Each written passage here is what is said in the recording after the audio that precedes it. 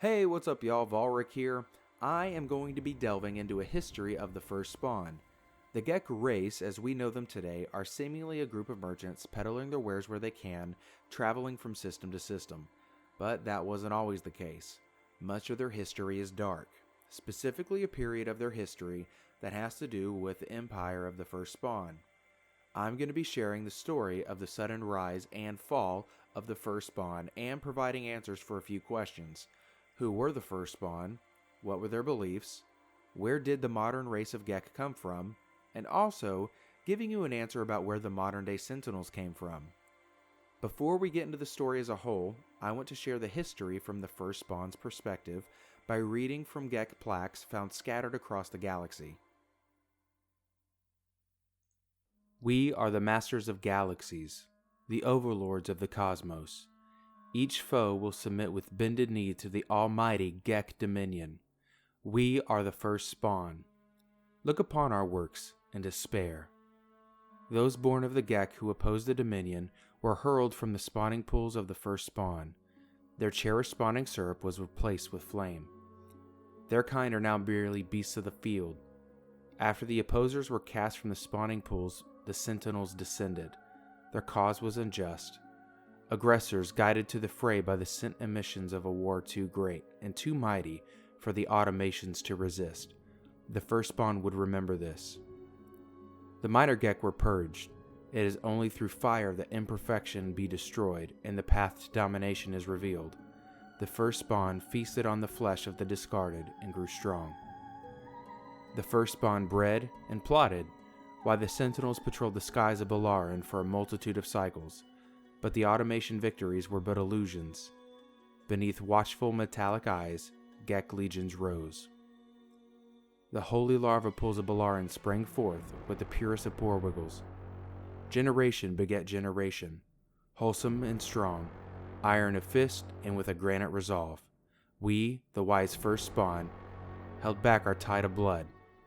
We waited to attack. The unseen blow strikes the hardest. The dawn of the empire of the first spawn was birthed in the shadow of the folly of the great Viking Sentinel War. The rock and the wave collided as we kept our vigil, awaiting signs of weakness to pave our coming. The Viking foolishly fought a war with no end. Again and again they threw their warriors against the iron tide. The Sentinels singed Viking flesh with laser. The Vikings scorched their foe with righteous fire. From the shadows, the first spawn watched and prepared to unleash their reckoning. The Viking and Sentinels clashed, spilling blood and white metal through the void, each blow weakening their defense against the fate that waited them in the shadows. It would not be long before the first spawn took their rightful place as emperors of the stars. The Vikings spilled their own putrid blood and pushed the Sentinel machines back from the outer edge. They drove forward like crashing tides, leaving broken metal in their wake. For a time, the Sentinels became silent. In this silence came the glorious Gek ascent. It came with the rightful destruction of Corvax Prime. Corvax Prime was a vast and precious landscape of mineral ore and power. By right of universal rule, the first spawn claimed dominion over the planet. Yet the credulous and feeble Corvax refused to accept their conquest. They denied progress. This, their greatest folly. Driven by the misguided desire for planetary equilibrium, the Corvax refused to delve deep inside their planet and profit from the jewel granted them by fate. Their love for the dire will of the Sentinels was abhorrent to the Gek. Swift was their end, brought about by the first spawn's strike. The destruction of Corvax Prime was vast, sudden, and mighty.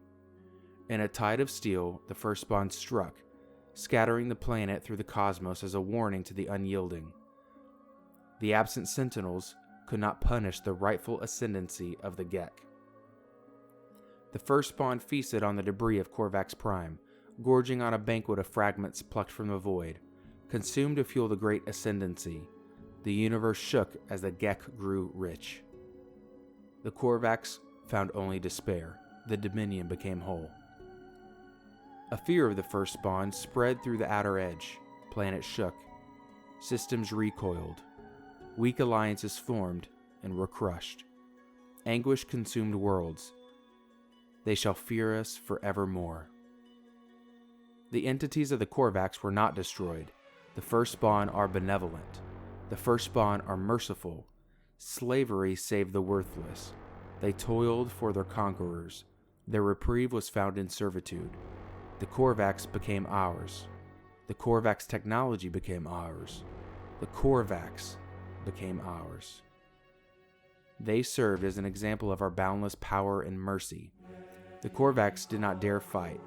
Respect for the Sentinels is Corvax weakness. Weakness is the path to defeat.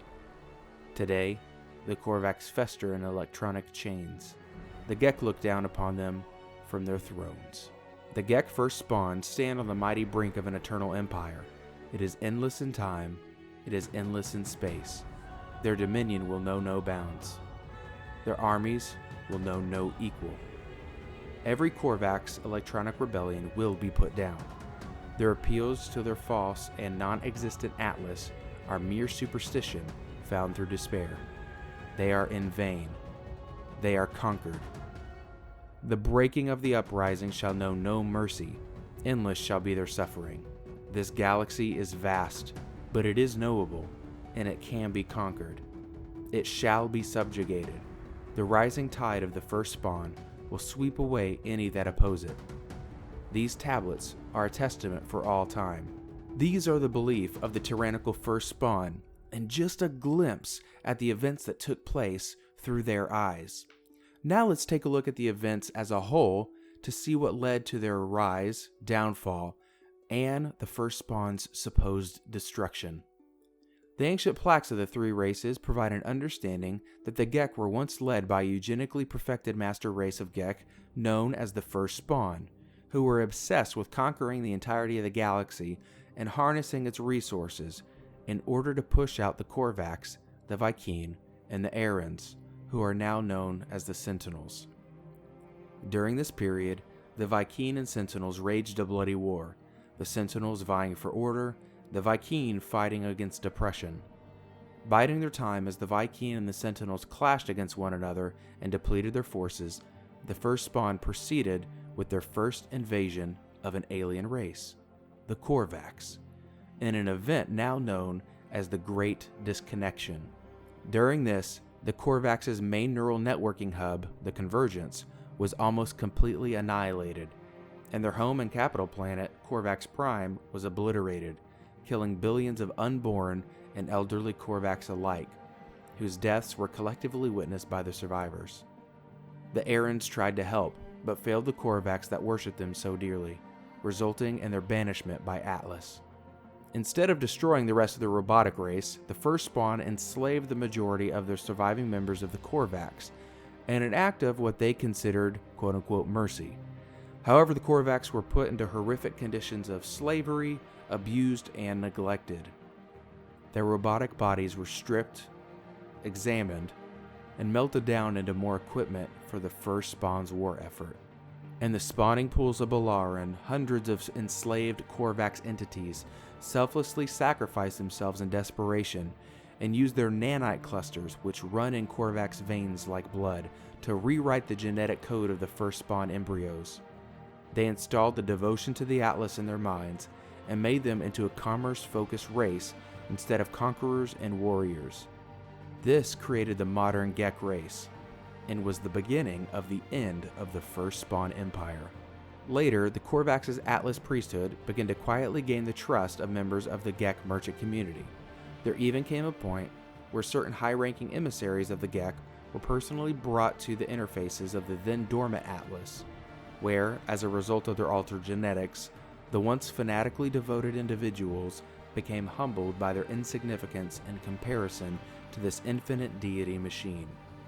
Eventually, as the new Gek became more numerous, members of the merchant community began to question the First Spawn's methods, beliefs, and sanity. An entire uprising then took place where the highly coordinated Corvax laborers began to openly rebel from within the Dominion Center, with almost no response from local garrison forces. Crippled by this sudden loss of production, the First Spawn's forces turned inward in an attempt to shut the rebellion down. Only to be met with sudden and confusing resistance from dissident governors and once compliant merchants. Now crippled financially and industrially, the Firstborn were promptly set upon by the Errands, now reincarnated as the Sentinels by Atlas after their failure during the Disconnection. Sandwiched between a dissident homeland and a merciless aggressor, the Firstborn's now irreplaceable forces were crushed flat, culminating in a final, particularly violent rebellion on Balaran, where the Firstborn's specially crafted spawning pools were dredged of their infants and dried, leaving them to expire gasping in the sand. With the elimination of the last few holdouts within the Dominion, the merchant class of the Gek declared the Corvax's freedom, allied with them and their god Atlas, and halted their borders to their present boundaries, solidifying the new Gek Trade Federation as a vast corporate juggernaut rather than as an expansionistic empirical war machine. Thank y'all so much for watching. I really appreciate it. Remember, hit that like and subscribe button. That'll help the YouTube algorithm out and maybe get this video promoted up a little bit higher so people can see No Man's Sky isn't just a fun game of adventure. It's also a game with a deep lore. Thank y'all so much. Y'all have a good one.